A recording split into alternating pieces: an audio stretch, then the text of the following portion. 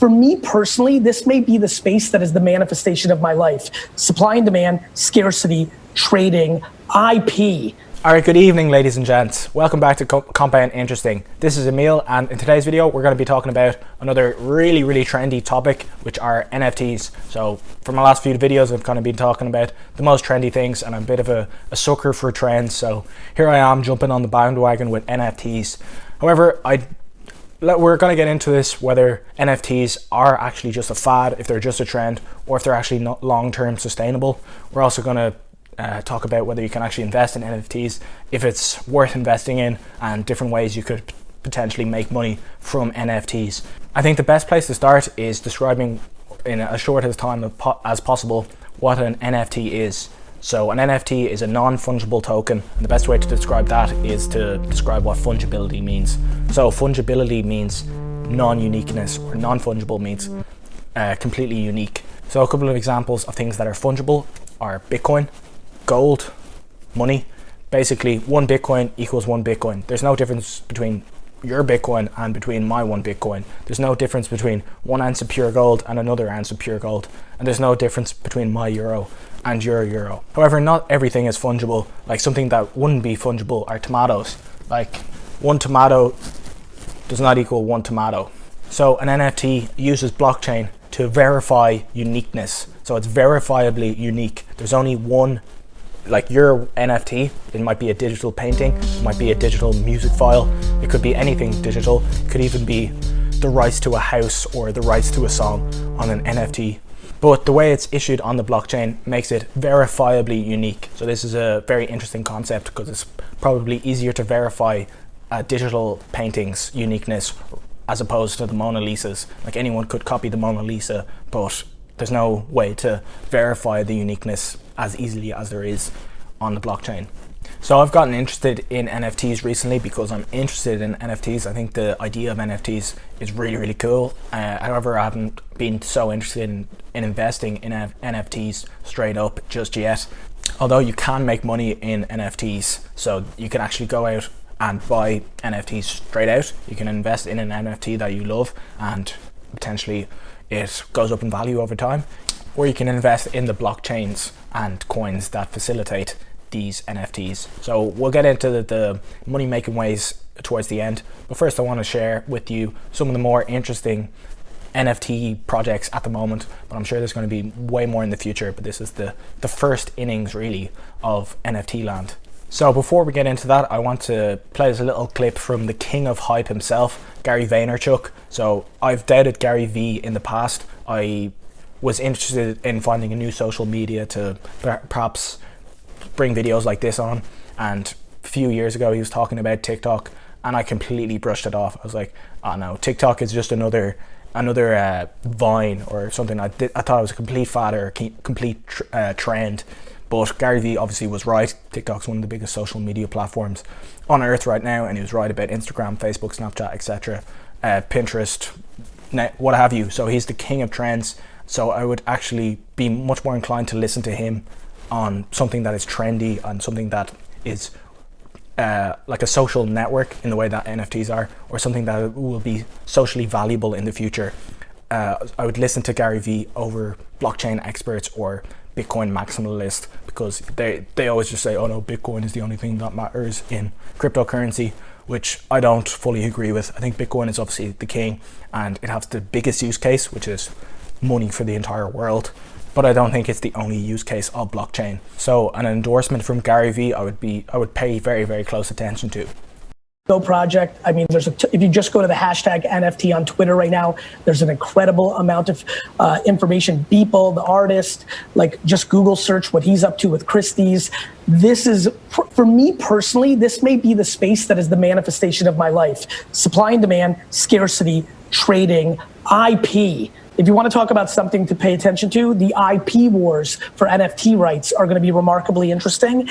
And just the fact that we're living in a digital world. What's a blue check verification worth to a lot of people in the world today? Unfortunately or fortunately, depending on how you want to look at it, quite a bit. And I think with the rise of VR, you can really start to understand why these NFTs have a real shine. I think that NFT All right, so I think that's a nice segue into possibly the stupidest but one of the most interesting NFTs that you can buy. And this has been endorsed by Jack Dorsey, the CEO of Twitter and Square, a man I really respect, but he's kind of set up this, or he's in partnership with vCent, which is where you can actually buy the NFT and the digital signature by the creator of tweets. So you can actually go out and buy a tweet and have the owner of the tweet, the person who made the tweet, sign it digitally, and then you own that tweet on the blockchain. So kind of crazy and doesn't really make any sense to be valuable. Nevertheless, I went and put a few bids on some tweets. Unfortunately, none of them got filled. I didn't really know how it worked, so I found loads of famous Elon Musk tweets and I just put a $1 bid on all of them. But I didn't realize at that time, so it was a complete waste of time, that Elon Musk would have to sign them and say, yeah, I'll sell that to you for €1 or whatever. So obviously Elon Musk's not going to have time to actually go and sell me those tweets for €1. But if he did, maybe those tweets, like their famous tweets like taking Tesla private at 420, someone would definitely buy that for more in the future, was my thinking. I also put $30 a bid on Gary V's first ever tweet for $30. I can't remember what it was, but we can see there's a bid on Jack Dorsey's first ever tweet, i.e. the first ever tweet on Twitter, for $2.5 million by some guy who's in a bidding war with what's his name, the leader, the CEO of Tron, forget his name. Anyway, $2.5 million for the first ever tweet is the bid at the moment. Crazy. So obviously I was just kind of testing the waters there. I kind of want to own at least one NFT, and I don't want to spend a fortune on it. I'm just kind of interested in the space. So I wanted to buy tweets that I found really, really amusing from Elon Musk, or just kind of famous tweets. I think those would be interesting to actually own them somehow, and potentially they would be worth something in the future. So that's the first kind of weird use case for NFTs, but yeah, definitely not the most long-term sustainable perhaps, but we'll see. The next use case that's popping off for NFTs is digital art. So here's an example of some digital artworks. The most famous artist in the NFT space right now is Beeple, and I think his work is pretty amazing. So I'll be sharing some of these slides for you now. So you could buy this moving artwork and put it in your living room in virtual reality. And Beeple is kind of the pioneer of NFT artistry. So if you manage to buy one of his artworks, that could be worth a fortune in the future, in my opinion, because it's like buying the first ever Picasso. It's a completely new style of art, or the first ever Andy Warhol print, or one of Andy Warhol's print. He's the first ever artist in this new style of digital art. Although his artworks are extremely expensive at the moment on the secondary market, so I wouldn't be rushing out personally to buy any of them right now, or any NFT in the art world right now. I'd be very, very careful, because I think only if you're actually looking for an investment to make money, only the big boys are actually going to. 99% of the digital artists, like, their artworks aren't going to be worth anything, or aren't going to increase enormously in value over in the future, unless you really know what you're doing, what kind of artists, what art is good, and what art will be valuable in the future. So yeah, highly risky. But if you were to, what I'm thinking of doing perhaps is waiting for the next bear market, and then trying to buy a original Beeple digital painting in the bear market, and hopefully the price will have gone down by 95% or something, because yeah, it's an NFT, so the price probably will plummet during one of the artworks will probably plummet during the next bear market. So I'm gonna keep some ETH around to try and buy one of them then, but not just because I think it's a good investment, but because I really want one. So if you want to get one of the bigger artists right now, you're likely gonna have to either be really lucky, or really rich to be able to afford a Beeple or any other of the famous artists at the moment. But yeah, it's possible, like this girl right here. Story time. I was offered $50,000 today. Let me show you. So I learned about NFTs last week, just before I posted this video on my TikTok. Then I followed the world's biggest NFT artist and noticed he was having an NFT drop where his work was going for only $1. The website said it sold out, so I didn't think I won anything, but then Someone messaged me today on Instagram asking how much I would take for it. And I messaged back saying that I didn't have one. And he said, yes, you do. So I go to check my account, and this is me logging in and me seeing that I actually had one in my collection. And then, look, $50,000 was my current highest offer. This is my jaw hitting the floor. But if you think digital art is in a complete bubble, I just want to put it in perspective for you to maybe show you that it's not an absolute complete bubble. But the global art market, like physical real art in the real world, is $64 billion annually in like 2019 or something.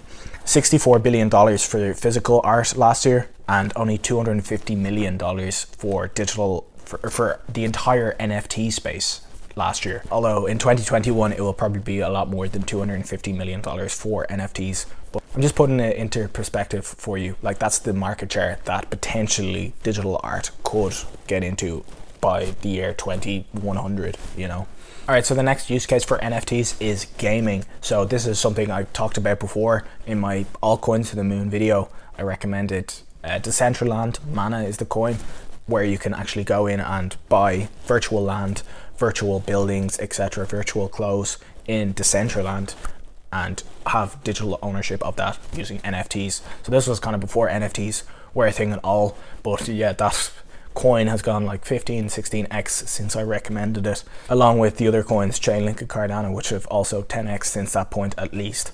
Anyway, that's besides the point, but this was kind of the original idea and use case for NFTs, but only digital art has kind of completely kicked it up a notch. But in virtual reality games, or even in like the likes of Fortnite, imagine you could buy skins and there was only one of 1,000 skins, or one of one skin, and you could trade that with people in the game for real money. Like, there are some serious Fortnite virgins who would pay absolute extraordinary amounts of money for those kind of skins or special guns, etc., etc., in virtual reality or just normal games as well. But think about the future prospects of NFTs in gaming and in virtual reality. So the other coin that kind of would facilitate this was one I've been looking into, or I had on my radar for a long time but never invested in it, unfortunately, but it's done really, really well. But that's Engine. So that kind of allows for NFTs within games and allows you to just set that up quite easily. So it could be a good investment.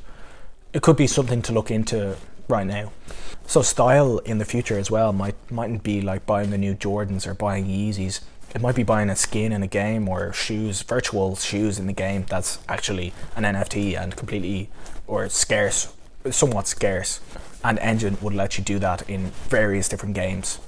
So there's a couple of coins that you could look into if you're interested in investing in the NFT space without having to actually go and buy a individual NFT, because you don't know how much if that will have any value in the future. It's a lot riskier. However, investing into the platform that allows for NFTs might be a bit of a safer bet. But I think the most obvious and safe bet for investing in NFTs right now is Ethereum, because all the NFTs at the moment are built on Ethereum.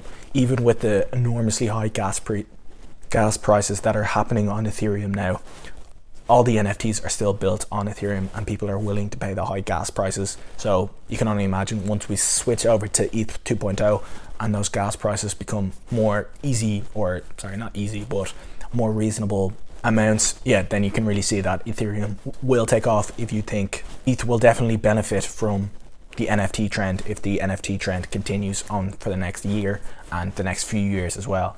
But yeah, definitely one of the trendy hot things right now, NFTs are, so be very, very, very careful. But Ethereum would be the safest bet in my opinion at the moment. But further down the road, I'm sure NFTs will be built on other blockchains like like Cardano or Polkadot. But for the moment it's Ethereum, and Ethereum has the network effects like I've talked about before.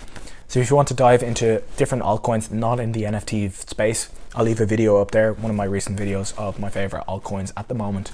If you enjoyed this video, I'd really appreciate it if you could smash a thumbs up. If you haven't subscribed already, make sure you hit that big red juicy button right there and hit the notification bell. So if you like my videos a lot, make sure you've hit the notification bell, otherwise it probably won't appear in your recommended feed, because I'm not really playing towards the YouTube algorithm. I just talk about what I want, from stocks to crypto, so it might not appear in your algorithm.